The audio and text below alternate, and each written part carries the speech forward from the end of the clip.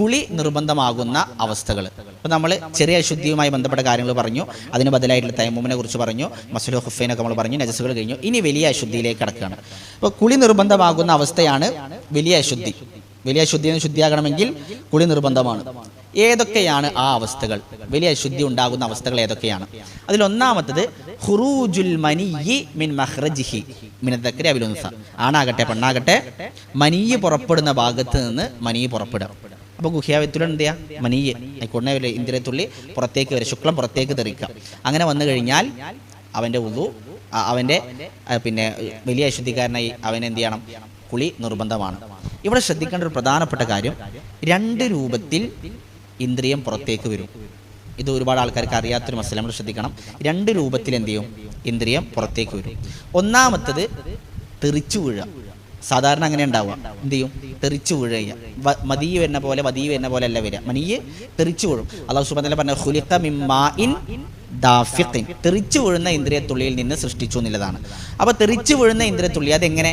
ബിത്തദഫുഖി വബിശ്ശഹ്വ, ഇച്ഛയോടുകൂടി തെറിച്ചു വീഴുന്ന അവസ്ഥയിൽ വന്നാലേ കുളി നിർബന്ധമാകുന്ന മനീയാവുകയുള്ളൂ. കാരണം റസൂൽ സ്വല്ലല്ലാഹു അലൈഹി വസല്ലം പറഞ്ഞു ഇദാ ഫലഖ്തൽ മാഅ ഫഗ്തസിൽ. അലി റളിയല്ലാഹു അൻഹു പറഞ്ഞു നീ ഇന്ദ്രിയത്തെ ഫലഖ് ചെയ്താൽ നീ കുളിക്കണം. ഇപ്പം എന്താ ഫലഖ് പറഞ്ഞാൽ? അത് തെറിച്ചു വീഴലാണ്. ഇച്ഛയോടുകൂടി വരുമ്പോഴാണ് തെറിച്ചു വീഴുക. രണ്ടാമത് പുറത്തേക്ക് വരുന്നൊരു സന്ദർഭം, ചില ആളുകൾക്ക് രോഗം കാരണം അല്ലെങ്കിൽ വല്ലാതെ തണുപ്പുണ്ടാകുമ്പോഴൊക്കെ എന്ത് ചെയ്യും? കുറച്ച് പുറത്തേക്ക് വരും. കുറച്ചിങ്ങനെ തുള്ളിയായിട്ടൊക്കെ പുറത്തേക്ക് വരും. അതിന് തെറിച്ച് ഒരുപാട് സാധാരണ പോലെ വരില്ല, തുള്ളികളായിട്ട് 1, 2, 3 തുള്ളികളായിട്ട് ഇങ്ങനെ പുറത്തേക്ക് വരും. അതുകൊണ്ട് കുളി നിർബന്ധമാവുകയില്ല. അപ്പോൾ കുളി നിർബന്ധമാകുന്ന അവസ്ഥ ഏതാണ്? തെറിച്ച് വേണം. അതിനെ വ്യക്തമായി റസൂൽ സ്വല്ലല്ലാഹു അലൈഹി വസല്ലം പറഞ്ഞു ഇദാ ഫലഖ്തൽ മാഅ ഫഗ്തസിൽ, നീ ഇന്ദ്രിയം ഫലഖ് ചെയ്താൽ നീ കുളിക്കണം. അപ്പോൾ എന്താ ഫലഖ്? പണ്ഡിതന്മാർ വ്യാഖ്യാനിച്ചു ബിത്തദഫുഖി വബിശ്ശഹ്വത്തിൻ, ഇച്ഛയോടുകൂടി തെറിച്ചു വീഴുന്ന അവസ്ഥയിലായിരിക്കണം. രോഗം കാരണത്താൽ ചിലപ്പോൾ വയസ്സായിട്ട് ആളുകൾ ചിലപ്പോൾ ചുമക്കുമ്പോൾ മൂത്രം വരുന്ന പോലെയൊക്കെ വരും. അതുപോലെ ശക്തമായ തണുപ്പിലെ സ്ഥലങ്ങളിലും ശരീരം ബോഡി ടെമ്പറേച്ചർ മെയിൻറ്റെയിൻ ചെയ്യാൻ വേണ്ടി പുറത്തേക്ക് ഇന്ദ്രിയത്തെ എന്ത് ചെയ്യും? പറഞ്ഞയക്കും. ഇങ്ങനത്തെ സന്ദർഭങ്ങളിലൊന്നും മനീ വന്നു വരുതി കുളി എന്തല്ല? നിർബന്ധമല്ല. അല്ലാഹു അലം. അതിൽ മറ്റൊരു സന്ദർഭം, ഉറങ്ങുന്ന സമയത്ത് മനീ പുറത്തേക്ക് വരും. അതിൽ 3 രൂപം ഉണ്ടാവും. 3 രൂപം. ഒന്നാമത്തത്, ഉറങ്ങുന്ന സന്ദർഭത്തിൽ നമ്മൾക്കിങ്ങനെ ചില തോന്നലുകൾ വരും. നമ്മൾക്ക് ആ രൂപത്തിലെ നമുക്ക് പിന്നെ ലൈംഗികമായ തോന്നലുകൾ വരും. നമ്മൾ രാവിലെ നീച്ച് നോക്കുമ്പോഴേക്കും എന്തായിട്ടുണ്ടാവും? വെള്ളം കണ്ടിട്ടുണ്ടാവും. അവിടെ ഇന്ദ്രിയത്തിൻ്റെ അസറുകൾ, അടയാളങ്ങൾ നമുക്ക് കാണാം. അപ്പോൾ നമ്മൾ കുളി നിർബന്ധമാണ്. രണ്ടാമത്തെ, നമുക്ക് തോന്നലുകൾ ഉണ്ടായി, ലൈംഗികമായ തോന്നലുകൾ ഉണ്ടായി, മനീ വരുന്നത് പോലെ തന്നെ തോന്നി, പക്ഷെ നീച്ച് നോക്കുമ്പോൾ ഒരു തുള്ളി വെള്ളം കാണാനില്ല. അപ്പോൾ കഴിഞ്ഞ ദിവസം ഒരാൾ സംശയം ചോദിച്ചത് അതാണ്. അയാൾക്ക് എർണിയുടെ ഓപ്പറേഷൻ കഴിഞ്ഞിട്ട് ഇടയ്ക്കിടയ്ക്ക് മനീ വന്നു തന്നെ ഉറപ്പാവും, പക്ഷെ രാവിലെ എഴുന്നേറ്റ് നോക്കുമ്പോൾ ഒരു തുള്ളി വെള്ളം ഉണ്ടാവില്ല. അത്തരത്തിലുള്ള സന്ദർഭത്തിൽ കുളിക്കണോ? ആവശ്യമില്ല. കുളി നിർബന്ധമായപ്പോഴാണ് ഖുറൂജുൽ മനീയ് പുറത്തേക്ക് വന്നാലുള്ളത്. അപ്പോൾ നമ്മൾ ലൈംഗികമായ ചിന്തകൾ ഉണ്ടായി, എഴുന്നേറ്റ് നോക്കുമ്പോൾ വെള്ളത്തിൻ്റെ അടയാളം കണ്ടു, മനീൻ്റെ അടയാളം കണ്ടു, കുളിക്കണം. രണ്ടാമത്തെ, ചിന്തകൾ ഉണ്ടായി പക്ഷേ എഴുന്നേറ്റ് നോക്കുമ്പോൾ അതിൻ്റെ അത്തറകളൊന്നും കാണാനില്ല. അങ്ങനെയാണെങ്കിൽ നമ്മൾ എന്ത് ചെയ്യേണ്ട ആവശ്യമില്ല? കുളിക്കേണ്ട ആവശ്യമില്ല. മൂന്നാമത്തത്, ഒരാൾക്ക് ഇച്ഛകൾ, ലൈംഗികമായ തോന്നലുകളൊന്നും ഉണ്ടായില്ല, പക്ഷെ രാവിലെ എഴുന്നേറ്റ് നോക്കുമ്പോൾ മനീയ് കാണാനുണ്ട്. അയാൾ കുളിക്കണം. കാരണം മനീയ് പുറത്തേക്ക് വന്നാൽ കുളി നിർബന്ധമായി. അപ്പോൾ അയാൾ കുളിക്കണം. എന്നാൽ ഒരാൾ എഴുന്നേറ്റ് നോക്കുമ്പോൾ വെള്ളം കാണാണ്ട്, ലൈംഗികമായ ഇച്ഛകളൊന്നും ഉണ്ടായിട്ടില്ല, പക്ഷെ നനവ് കാണാണ്ട്, വെള്ളമാണോ മനീയാണോ എന്ന് ഉറപ്പില്ല. കാരണം രാത്രി കിടക്കാൻ നേരത്ത് കുറച്ച് വെള്ളം അങ്ങനെ പോയ പോലെ തോന്നുന്നുണ്ട്. അപ്പോൾ വെള്ളം പൊയ്ക്കണോ എന്ന് സംശയമുണ്ട്. അങ്ങനത്തെ അവസ്ഥയിലാണെങ്കിൽ, മനീയാണെന്ന് ഉറപ്പില്ല, അങ്ങനത്തെ അവസ്ഥയിലാണെങ്കിൽ അയാൾ എന്താ ചെയ്യേണ്ടത്? കുളിക്കേണ്ട ആവശ്യമില്ല. നമ്മൾ ഫസ്റ്റ് ക്ലാസ്സിൽ പഠിച്ചു, നിങ്ങൾക്ക് ഓർമ്മ ഉണ്ടോ അറിയില്ല, പിന്നെ ഒരു അസ്ലി നമ്മൾ പഠിച്ചു, ഒരു കായിദ എന്തായിരുന്നു? അൽ യഖീനു ലാ യസൂലു ബിശക്ക്. ഇത് എപ്പോഴും നമുക്ക് ഉപകാരപ്പെടുന്ന ഒന്നാണ്. അൽ യഖീനു ലാ യസൂലു ബിശക്ക്. സംശയം കൊണ്ട് ഉറപ്പില്ല, നീങ്ങൂല. അപ്പം നമുക്ക് ഉറപ്പെന്താണ്? രാത്രി കിടക്കുമ്പോൾ അത് മനീയല്ല എന്നുള്ളതാണ്. സംശയമാണ് മനീയാണോ വെള്ളാണോ എന്നുള്ളത്. അപ്പോൾ അസ്വൽ എന്താണ്? ശുദ്ധി ഉണ്ട് എന്നുള്ളതാണ്. അപ്പോൾ നമ്മൾ അതിൽ പിടിച്ചാലും മതി. അത് ക്ലിയർ അല്ലേ? അതാണ് ഒന്നാമത്തെ ഖുറൂജുൽ മനീ. രണ്ടാമത്തെ, ഇലാജുൽ ദക്കരി ഫിൽ ഫർജി വലൗ ലം യഹ്സുൽ ഇൻസാൽ, അഥവാ പിന്നെ ഫർജും ദക്കറുമായിട്ട് കൂട്ടിമുട്ടുക. ആണിൻ്റെ ഗുഹ്യാവയവും മുൻദ്വാരവും പെണ്ണിൻ്റെ മുൻദ്വാരവും തമ്മിൽ കൂട്ടിമുട്ടുക. നമ്മൾ ജിമാഇന് വേണ്ടിയിട്ട് ജിമാ ചെയ്യുമല്ലോ, അതാണ് ആണിൻ്റെ മുൻദ്വാരവും പെണ്ണിൻ്റെ ഗുഹ്യാവും മുൻദ്വാരവും തമ്മിൽ കൂട്ടിമുട്ടുക പറഞ്ഞാൽ ജിമാ ചെയ്യുക, ലൈംഗിക ബന്ധത്തിൽ ഏർപ്പെടുക. അത് ഇൻസാൽ ഉണ്ടായിട്ടില്ലെങ്കിലും അഥവാ മനീയ് പുറത്തേക്ക് വന്നിട്ടില്ല എങ്കിലും ലൈംഗിക ബന്ധത്തിൽ ഏർപ്പെട്ട് കഴിഞ്ഞതോടുകൂടി കുളി നിർബന്ധമായി. റസൂൽ സല്ലല്ലാഹു അലൈഹി വസല്ലം പറഞ്ഞു ഇദാ ജലസ ബൈന ശുഅബിഹൽ അർബഅ, അത് ആ പൊസിഷനാണ് പറയുന്നത്, പിന്നെ ലൈംഗിക ബന്ധത്തിന് വേണ്ടിയിരിക്കണം ആ പൊസിഷൻ. അങ്ങനെ ഒരാളിരുന്ന് സുമ്മ ജഹദഹ, അതിന് പരിശ്രമിച്ചു, അഥവാ ലൈംഗിക ബന്ധം നടത്തി കഴിഞ്ഞാൽ ഫഖദ് വജബൽ ഗുസ്ലു, കുളി നിർബന്ധമായി. മറ്റൊരു ഹദീസിൽ റസൂൽ പറഞ്ഞ മസ്സൽ ഖിതാനു ല ഖിതാൻ, ലൈംഗിക അവയവങ്ങൾ തമ്മിൽ കൂട്ടിമുട്ടിയാൽ തന്നെ കുളി നിർബന്ധമായി. അപ്പോൾ ഇന്ദ്രിയം പുറത്തേക്ക് വന്നിട്ടില്ലെങ്കിലും കുളി നിർബന്ധമായി. ഒന്ന് ഇന്ദ്രിയം പുറത്തേക്ക് വരെ, രണ്ട് ലൈംഗിക ബന്ധത്തിൽ ഏർപ്പെട്ടു പക്ഷേ ഇന്ദ്രിയം പുറത്തേക്ക് വന്നിട്ടില്ല, എന്നാലും കുളി നിർബന്ധം. അത് ആകെ ഒരു സെക്കൻഡേ നടന്നിട്ടുള്ളത്, എന്നാലും ലൈംഗിക അവയവങ്ങൾ തമ്മിൽ കൂട്ടിമുട്ടിയിട്ടുണ്ടെങ്കിൽ അവിടെ കുളി നിർബന്ധമായി. മൂന്നാമത്തത് ഇസ്ലാമുൽ കാഫിരി, അമുസ്ലിമായ ഒരാൾ ഇസ്ലാം സ്വീകരിക്കാം. ഇസ്ലാം സ്വീകരിച്ചു കഴിഞ്ഞാൽ അയാൾ കുളിക്കണം. ഇതൊരു വിഭാഗം പണ്ഡിതന്മാരുടെ അഭിപ്രായമാണ്, നിർബന്ധമാണ് എന്നുള്ളത്. കാരണം ഖൈസ് ഇബ്നു ആസിം റളിയല്ലാഹു അൻഹു ഇസ്ലാം സ്വീകരിച്ചപ്പോൾ അദ്ദേഹം പറയാണ് അന്നഹു അസ്ലമ, അദ്ദേഹം ഇസ്ലാം സ്വീകരിച്ചു. ഫഅമറഹു റസൂലുള്ളാഹി സ്വല്ലല്ലാഹു അലൈഹി വസല്ലം അയ്യഗ്തസില ബിമാഇൻ വസിദ്രിൻ, താളിയും വെള്ളം ഉപയോഗിച്ച് കുളിക്കാൻ വേണ്ടി റസൂൽ കൽപ്പിച്ചു. അപ്പോൾ ഇന്ന് ഒരു വിഭാഗം പണ്ഡിതന്മാർ പറഞ്ഞു അങ്ങനെ ഒരാൾ മുസ്ലിമായി കഴിഞ്ഞാൽ കുളി നിർബന്ധമാണ്. എന്നാൽ നിർബന്ധമല്ല എന്നുള്ളതാണ് പ്രബലമായ അഭിപ്രായം. കാരണം ഒരുപാട് ആൾക്കാർ ഇസ്ലാം സ്വീകരിച്ചു. റസൂൽ എല്ലാവരോടും കുളിക്കാൻ പറഞ്ഞിരിക്കണോ? കുളിക്കാൻ പറഞ്ഞത് ആകെ 1-2 സംഭവങ്ങളുള്ളൂ. സുമാമത്ത് ബിൻ അസ്സാലിനെ പോലെ, പിന്നെ ഖൈസ് ബിൻ ആസിമിനെ പോലത്തെ ചില സംഭവങ്ങൾ മാത്രം. അതുകൊണ്ട് ഇബ്നു ബാസ് റഹ്മത്തുള്ളാഹി പോലുള്ള പണ്ഡിതന്മാരൊക്കെ പ്രബലപ്പെടുത്തി പറഞ്ഞത് ആ കുളി എന്താണ്? സുന്നത്താണ്, നിർബന്ധമായ കുളി അല്ല എന്നുള്ളതാണ്. നാലാമത്തത് അൽ മൗത്തു ഗൈറു ഷഹീദ്, മരണപ്പെട്ട് കഴിഞ്ഞാൽ, മരിച്ചാൽ എന്ത് ചെയ്യണം? അയാളെ കുളിപ്പിക്കണം. ഷഹീദാണെങ്കിലോ കുളിപ്പിക്കാൻ പാടില്ല. അങ്ങനെ എന്ത് ചെയ്യണം? കഫൻ ചെയ്യണം. അഞ്ചാമത്തത് അൽ ഹൈലു 6 അന്നിഫാസു, രണ്ടും ചേർത്ത് പറയാം. ഹൈലു നിഫാസും, ആർത്തവ രക്തവും പ്രസവ രക്തവും, ഇത് രണ്ടും ഉണ്ടായിക്കഴിഞ്ഞാൽ ഇതിന് എന്ത് ചെയ്യണം? കുളിച്ച് ശുദ്ധിയാവണം. അല്ലാഹു സുബ്ഹാനഹു വ തആല പറഞ്ഞു വയസ്അലൂനക അനിൽ മഹീൽ, അവർ നിന്നോട് ഹൈലിനെ കുറിച്ച് ചോദിക്കുന്നു. ഖുൽ ഹുവ അദൻ, അത് മ്ലേച്ഛമാണെന്ന് പറഞ്ഞേക്കുക. ഫഅ്തസിലുൻ നിസാഅ, അവരെന്ത് ചെയ്യണം? അവരെ ഇന്ന് നിങ്ങൾ എന്ത് ചെയ്യണം? അവരിൽ നിന്ന് വിട്ടു നിൽക്കണം. ഹത്താ യത്തുഹുർന, അവർ ശുദ്ധിയാവുന്നത് വരെ.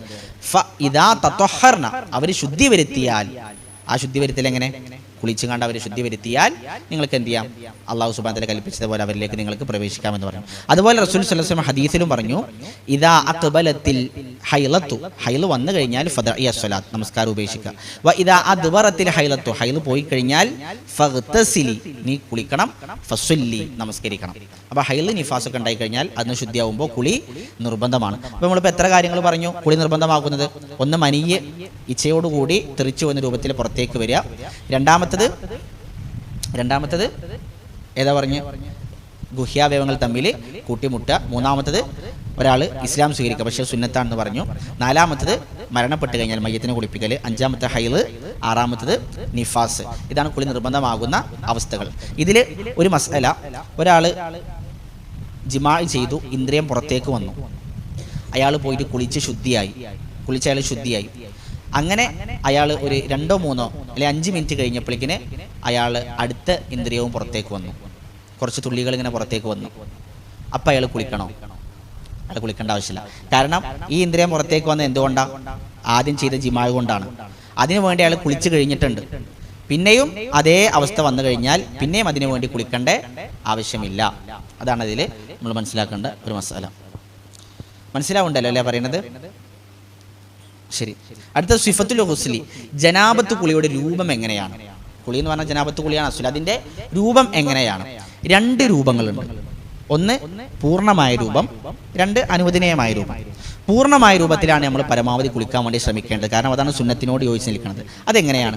ഹദീസിൽ കാണാം, കാൻ റസൂലുള്ളാഹി സ്വല്ലല്ലാഹു അലൈഹി വസല്ലം ഇദ ഗതസല മിനൽ ജനാബ, റസൂൽ ജനാബത്തിൽ നിന്ന് കുളിക്കാൻ തുടങ്ങിയാൽ റസൂൽ സ്വല്ലല്ലാഹു അലൈഹി വസല്ലം ആദ്യം ചെയ്യുക യബ്ദഉ ഫയഗ്സിലു യദൈഹി, കൈകൾ കഴുകി തുടങ്ങും. അപ്പോൾ കൈകൾ വെറുതെ എന്ത് ചെയ്യും? 2 കൈകളും ഒന്ന് കഴുകും. അതിനുശേഷം സുമ്മ യുഫ്രിഗു ബിയമീനിഹി അലാ ശിമാലിഹി, വലത്തെ കയ്യിൽ വെള്ളമെടുത്ത് ഇടത്തെ കയ്യിലേക്ക് ഒഴിക്കും. വലത്തെ കയ്യിൽ വെള്ളമെടുത്ത് ഇടത്തെ കയ്യിലേക്ക് ഒഴിക്കും. ഫയഗ്സിലു ഫർജഹു, എന്നിട്ട് ഇടത്തെ കയ്യിലെ വെള്ളം കൊണ്ട് ഗുഹ്യാവയവം കഴുകും. അപ്പോൾ ഇതന്നെയാണ് ഹൈലുകാരികൾക്കും നിഫാസുകാരികൾക്കും ഒക്കെ കുളിക്കാല കുളി. ഈ കുളി തന്നെയാണ്. അപ്പോൾ ആദ്യം കൈ 2 കഴുകി, വലത്തെ കയ്യിൽ വെള്ളം എടുത്ത് ഇടത്തെ കയ്യിലേക്ക് ചുരിഞ്ഞു. ആ ഇടത്തെ കൈ കൊണ്ട് എന്ത് ചെയ്തു? ഗുഹ്യാവയവം കഴുകി. ഒരു റിപ്പോർട്ട് പ്രകാരം അപ്പോൾ അതിൽ മ്ലേച്ഛതകൾ ഉണ്ടാവാൻ സാധ്യതയുണ്ട്, അതിൻ്റെ അവശിഷ്ടങ്ങൾ. അപ്പോൾ അതെന്ത് ചെയ്തു? മണ്ണിൽ ഉരച്ചു. അപ്പം നമുക്ക് സോപ്പൊക്കെ ഉണ്ടെങ്കിൽ എന്ത് ചെയ്യാം? നമുക്കത് കഴുകി വൃത്തിയാക്കാം. അതിനുശേഷം സുമ്മയത്തവല്ല വുദൂഅഹു ലിസ്സലാത്ത്, നമസ്കാരത്തിന് എന്ന പോലെ വുദൂ എടുത്തു. നമസ്കാരത്തിന് എന്ന പോലെ വുളു എടുത്തു. അപ്പോൾ മൂന്നാമത്തെ കൈ കഴുകി, ഗുഹ്യാവയവം വലത്തെ കയ്യിൽ വെള്ളമെടുത്ത് ഇടത്തെ കൈയിലേക്ക് ചുരുങ്ങിയിട്ട് അതുകൊണ്ട് കഴുകി. മൂന്നാമത്തത് നമസ്കാരത്തിന് എന്ന പോലെ വുളു എടുത്തു. എന്നിട്ട് റസൂൽ സല്ലല്ലാഹു അലൈഹി വസല്ലം സുമ്മ യഖുദുൽ മാഅ ഫയുദ്ഖിലുൽ അസാബിഅ ഫി ഉസൂലി ശഅർ, കയ്യിൽ വെള്ളമെടുത്ത് ഉസൂലി ശഅർ എന്ന മുടിയുടെ ഉള്ളിലൂടെ ഒക്കെ എന്ത് ചെയ്തു, ശരിക്കും എല്ലാ ഭാഗത്തേക്കും ആക്കി. മുടിയുടെ ഉള്ളിലൂടെ എല്ലാ ഭാഗത്തേക്കും ശരിക്കും റസൂൽ സല്ലല്ലാഹു അലൈഹി വസല്ലം പ്രവേശിപ്പിച്ചു. അതിനുശേഷം ഹഫന അലാ റഅസിഹി തലാത്ത ഹഫനാത്ത്, തലയിലൂടെ 3 കോരി വെള്ളം ഒഴിച്ചു. സുമ്മ അഫാല അലാ സാഇരി ജസദിഹി, പിന്നെ ശരീരഭാഗങ്ങൾ മുഴുവൻ കഴുകി. സുമ്മ ഗസല റിജ്ലൈഹി, പിന്നെ 2 കാലുകൾ കഴുകി. അപ്പോൾ വുളു എടുക്കുന്ന സമയത്ത് എന്ത് കഴുകിയിട്ടില്ല?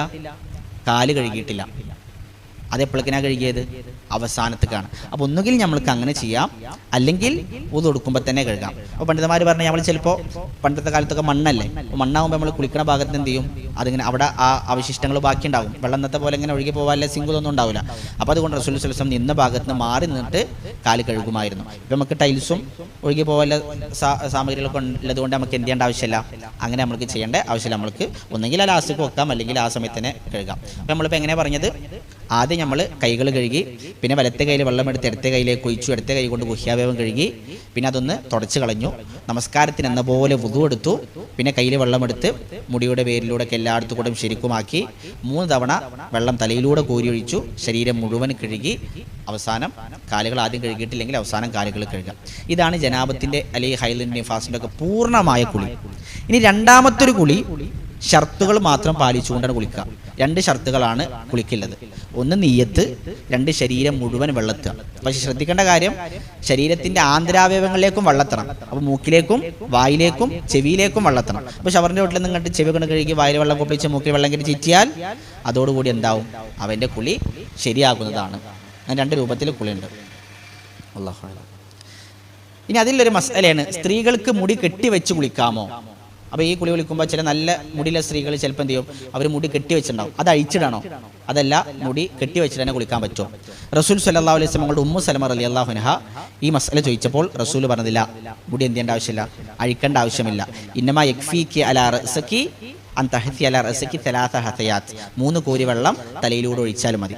അപ്പോൾ മുടി എന്ത് ചെയ്യേണ്ട ആവശ്യമില്ല. ജനാബത്ത് കുളിയാണെങ്കിലും ഹൈലിൻ്റെ കുളിയാണെങ്കിലും മുടി അഴിച്ചിടേണ്ട ആവശ്യമില്ല, അതിന് മുകളിലൂടെ വെള്ളം ഒഴിച്ചാൽ മതി. എന്നാൽ ശക്തമായ കെട്ടാണ്, മുടിയുടെ ഉള്ളിലേക്ക് എങ്ങനെ വെള്ളം എത്താത്ത രൂപത്തിൽ ശക്തമായി കെട്ടിയിട്ടുണ്ടെങ്കിൽ എന്ത് ചെയ്യണം, നമ്മളതിൻ്റെ ഉള്ളിലേക്ക് വെള്ളം എത്തിച്ചു കൊടുക്കണം. സാധാരണ മുടി കെട്ടുന്നത് കൊണ്ട് അതിൻ്റെ ഉള്ളിലേക്ക് വെള്ളം എത്താതിരിക്കൂല.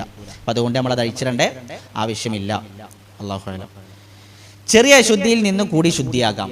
ഇത് അല്ലാഹു സുബ്ഹാനഹു വ തആല ഇസ്ലാം നമുക്ക് നൽകിയ ഒരു വലിയ എളുപ്പമാണ്. ചെറിയ അശുദ്ധി, വലിയ അശുദ്ധി നമ്മൾ അതിൽ നിന്ന് ശുദ്ധിയാകുന്ന സമയത്ത് ചെറിയ അശുദ്ധിയിൽ നിന്ന് ശുദ്ധിയാകൽ നിയ്യത്തോടി വെച്ചാൽ അതിലൂടെ 2 മതിയാകുന്നതാണ്. ഒരാൾ വലിയ അശുദ്ധിയിൽ നിന്ന് കുളിക്കാൻ നിൽക്കുകയാണ്, പക്ഷേ ചെറിയ അശുദ്ധിയിൽ നിന്ന് കൂടി ശുദ്ധിയാകുന്നു എന്ന് നിയ്യത്ത് വെച്ചാൽ ആ കുളി കൊണ്ട് അയാളുടെ ചെറിയ അശുദ്ധിയും വലിയ അശുദ്ധിയും നീങ്ങുന്നതാണ്. അത് അയാൾ നിയ്യത്ത് വെച്ചിട്ട് പുഴയിൽ മുങ്ങിയതാണെങ്കിലോ അതിലൂടെയും അയാൾക്കത് ശരിയാവും. ഇതിലേക്ക് ചേർത്തൊരു മസല കൂടി പറയാനുള്ളത്, ഒരാൾ പള്ളിയിലേക്ക് പ്രവേശിച്ചു. ലുഹറിനാണ്. അപ്പോൾ അയാൾക്ക് ഇപ്പോൾ എന്തുണ്ട്, ഇപ്പോൾ നമ്മൾ ഇശാ കഴിഞ്ഞിട്ട് പോവുകയാണ്. ഇശാ നിസ്കാരം അത് വേണ്ട, മുമ്പത്തെ നല്ലത്. ലുഹറിൻ്റെ മുമ്പേ 2 റക്കാത്ത് 4 റക്കാത്ത് എന്തുണ്ട്, റവാത്തീബുണ്ട്. അപ്പോൾ 2 റക്കാത്ത് എന്തായാലും ആദ്യം നിസ്കരിക്കണമല്ലോ, പിന്നെ 2 റക്കാത്ത് നമസ്കരിക്കും. അതിൻ്റെ കൂടെ നമ്മൾക്ക് ഏതൊക്കെ നിസ്കാരങ്ങളുണ്ട്? തഹിയ്യത്തുണ്ട്. തഹിയ്യത്ത് പള്ളിയിലേക്ക് വരുമ്പോൾ വുളു എടുത്തിട്ട് വരുന്നിച്ചാൽ വുളുവിൻ്റെ 2 റക്കാത്തുണ്ട്. പിന്നെ നമുക്ക് റവാത്തീബ് നിസ്കരിക്കാണ്ട്. പിന്നെ വേണമെങ്കിൽ ബാങ്കിൻ്റെ ഇഖാമത്തിനിടയിൽ 2 റക്കാത്ത് നിസ്കാരമുണ്ട്. പിന്നെ വേണമെങ്കിൽ സ്വലാത്തു തൗബ ഉണ്ട്. സ്വലാത്തു തൗബ പറഞ്ഞാൽ റസൂൽ പറയല്ലേ, ഒരാൾ തെറ്റ് ചെയ്തു, നന്നായി വുദു എടുത്തു, അള്ളാഹുവിലേക്ക് ആത്മാർത്ഥമായി നിന്ന് അവൻ നമസ്കരിച്ച് ഇസ്തിഗ്ഫാർ നടത്തിയാൽ അള്ളാഹു അവനെ അത് പുറത്തു കൊടുക്കും. മറ്റൊരു ഹദീസിൽ അവന് സ്വർഗ്ഗം നൽകും എന്ന് ഹദീസിലുണ്ട്. ഇതാണ് സ്വലാത്തു തൗബ. അപ്പോൾ ഒരാൾ പള്ളിയിലേക്ക് കയറി റവാത്തീബ നിസ്കരിക്കാല്ലേ, പക്ഷെ അതിൻ്റെ കൂടെ നിയ്യത്ത് വെക്കുകയാണ്. തഹിയ്യത്തും വുളുവിന് ശേഷമുള്ളതും സ്വലാത്തു തൗബയും ഇതിലേക്ക് ചേർക്കുന്നു എന്ന് നിയ്യത്ത് വെച്ചാൽ 2 റക്അത്ത് കൊണ്ട് 4 നിസ്കാരത്തിൻ്റെ കൂലി കിട്ടും. സുബ്ഹാനല്ലാഹ്. അപ്പോൾ എത്ര വലിയ മഹത്വമാണത്. 2 റക്അത്ത് നിസ്കരിച്ചാൽ മതി, പക്ഷേ 4 വഖത്തിൻ്റെ 4 നിസ്കാരത്തിൻ്റെയും കൂലി നമുക്കതിലൂടെ ലഭിക്കും. അല്ലാഹു അഅലം. ശരി, ഇനി അൽ ഗുസ്ലുൽ മസ്നൂൻ, സുന്നത്തായ കുളികൾ. ഇപ്പം നമ്മൾ നിർബന്ധമായ കുളികൾ പറഞ്ഞു, ഇനി സുന്നത്തായ കുളികൾ. അതിൽപ്പെട്ട ഒന്നാണ് ഗുസ്ലു യൗമിൽ ജുമുഅ. ജുമുഅ ദിവസം കുളിക്കൽ സുന്നത്താണോ? അപ്പോൾ പണ്ഡിതന്മാർ ചിലർ നിർബന്ധമാണ് പറഞ്ഞവരുണ്ട്, പക്ഷേ പ്രബല അഭിപ്രായം എന്താ, സുന്നത്താണ്. റസൂൽ പറഞ്ഞു ഗുസ്ലു യൗമിൽ ജുമുഅത്തി വാജിബുൻ അലാ കുല്ലി മുഹ്തലിമിൻ, പ്രായപൂർത്തിയായ എല്ലാവർക്കും നിർബന്ധമാണെന്നാണ് റസൂൽ സ്വല്ലല്ലാഹു അലൈഹി വസല്ലം പറഞ്ഞത്. അതിൻ്റെ കൂട്ടത്തിൽ റസൂൽ പറഞ്ഞു വ അയ്യസ്തന്ന, മിസ്വാക്ക് ചെയ്യലും, വ അയ്യമസ്സ ത്വയ്യിബൻ ഇൻ വജദ, അത്ര ഉണ്ടെങ്കിൽ സുഗന്ധം പൂശലും. പക്ഷേ അത് സുന്നത്താണ്. കാരണം റസൂൽ അതിൻ്റെ കൂടെ പറഞ്ഞ രണ്ട് കാര്യങ്ങൾ, മിസ്വാക്ക് ചെയ്യലും സുഗന്ധം പൂശലും, ഇത് രണ്ടും എന്താണ്? സുന്നത്താണ്. അപ്പോൾ പിന്നെ ആ കുളിയും സുന്നത്താണെന്നുള്ളതാണ് പണ്ഡിതന്മാർ അതിനെ വ്യാഖ്യാനിച്ച് പറഞ്ഞത്. അപ്പോൾ വെള്ളിയാഴ്ച ദിവസത്തിലെ കുളി, ആ കുളി നമ്മൾ കുളിക്കേണ്ടത് ഏത് സമയത്താണ്? എപ്പോൾ മുതലാണ് അതിൻ്റെ സമയം ആരംഭിക്കുക? വെള്ളിയാഴ്ച ദിവസം കുളിക്കാനുള്ള സമയം ആരംഭിക്കുക എപ്പോൾ മുതലാണ്? സുബഹിന് ശേഷമാണോ? വ്യാഴാഴ്ച മഗ്‌രിബിന് ശേഷമാണോ? സുബഹിന് ശേഷമാണ്. വ്യാഴാഴ്ച മഗ്‌രിബിന് ശേഷം മുതൽ സമയം ആരംഭിക്കും ഏതിൻ്റെ? പിന്നെ ജുമാ ദിവസത്തിൻ്റെ. പക്ഷേ ആ കുളിയുടെ സമയം ആരംഭിക്കുന്നത് വെള്ളിയാഴ്ച ദിവസം സുബഹ് മുതലാണ് കുളിയുടെ സമയം ആരംഭിക്കുക. അല്ലാഹു അഅലം. രണ്ടാമത്തെ ഉസ്ലുൽ ഐനൈൻ ആയിരിക്കണം. ഐദൈൻ, ഉസ്ലുൽ ഐദൈൻ, പെരുന്നാൾ ദിവസത്തിന് വേണ്ടിയുള്ള രണ്ട് പെരുന്നാൾ ദിവസം. ഇബ്നു ഉമർ റളിയല്ലാഹു അൻഹുമയിൽ സ്ഥിരപ്പെട്ട കാര്യത്തിൽ കാണാം, മിനസ്സുന്ന, പിന്നെ അദ്ദേഹം അയ്യഗ്തസില യൗമൽ ഫിത്രി ഖബ്ല അയ്യഗ്ദുവ, ഫിത്ർ ദിവസത്തിൽ അതിന് പോകുന്നതിന് മുമ്പ് അദ്ദേഹം കുളിക്കുമായിരുന്നു. അപ്പോൾ ഐദൈനുകളിൽ കുളിക്കൽ സുന്നത്താണ്. മൂന്നാമത്തേത് അൽ ഗുസ്ലു മിൻ തഗ്സീലിൽ മയ്യിത്തി, അഥവാ മയ്യത്തിനെ കുളിപ്പിച്ച് കഴിഞ്ഞാൽ കുളിക്കൽ. അപ്പോൾ ഒരാൾ മയ്യത്തിനെ കുളിപ്പിച്ച് കഴിഞ്ഞാൽ കുളിക്കൽ നിർബന്ധമാണോ സുന്നത്താണോ? സുന്നത്താണ്. റസൂൽ പറഞ്ഞ ഹദീസിൽ മൻ ഗസ്സല മയ്യിത്തൻ ഫല്യഗ്തസിൽ, ആരെങ്കിലും മയ്യത്ത് കുളിപ്പിച്ചാൽ അവൻ കുളിക്കട്ടെ. അപ്പോൾ നിർബന്ധമായ രൂപത്തിലാണ് റസൂൽ എന്ത് ചെയ്തത്? പറഞ്ഞത്. പക്ഷേ ഇബ്നു ഉമർ റളിയല്ലാഹു അൻഹുമ പറയുന്നുണ്ട്, കുന്നാ നഗ്സിലുൽ മയ്യിത്ത, ഞങ്ങൾ മയ്യത്തിനെ കുളിപ്പിക്കുമായിരുന്നു. വമിന്നാ മയ്യഗ്തസിൽ വമിന്നാ മല്ലാ യഗ്തസിൽ, ഞങ്ങളിൽ കുളിക്കുന്നവരും ഉണ്ടായിരുന്നു കുളിക്കാത്തവരും ഉണ്ടായിരുന്നു. വ്യക്തമാണ്, നിർബന്ധമല്ല എന്നുള്ളത്. അപ്പോൾ മയ്യത്തിനെ കുളിപ്പിച്ച് കഴിഞ്ഞാൽ കുളിക്കുക എന്നുള്ളത് സുന്നത്താണ്. അൽ ഗുസ്ലു ലിൽ ഇഹ്റാം, അൽ ഗുസ്ലു ലിദുഖൂലി മക്ക, ഇഹ്റാമിൽ പ്രവേശിക്കുമ്പോൾ കുളി, അതേപോലെ തന്നെ മക്കയിലേക്ക് പ്രവേശിക്കുമ്പോൾ കുളി. ഇബ്നു ഉമർ റളിയല്ലാഹു അൻഹുമ പറഞ്ഞത് കാണാം, മിനസ്സുന്ന, സുന്നത്തിൽപ്പെട്ടതാണ് അയ്യഗ്തസില ഇൻദ ഇഹ്റാമിഹി, ഇഹ്റാമിൽ പ്രവേശിക്കുമ്പോൾ കുളിക്കുക, അതുപോലെ തന്നെ ലിദുഖൂലി മക്ക, മക്കയിലേക്ക് പ്രവേശിക്കുമ്പോഴും കുളിക്കുക. ഈ രണ്ട് കുളികളും സുന്നത്താണ്. അതേപോലെ അൽ ഗുസ്ലുൽ യൗമി അറഫ, അറഫ ദിവസത്തിൽ ഉള്ള കുളി, ഇതൊക്കെ എന്താണ്? സുന്നത്തായ കുളികളാണ്. ഇതൊക്കെ സുന്നത്തായ കുളികളാണ്.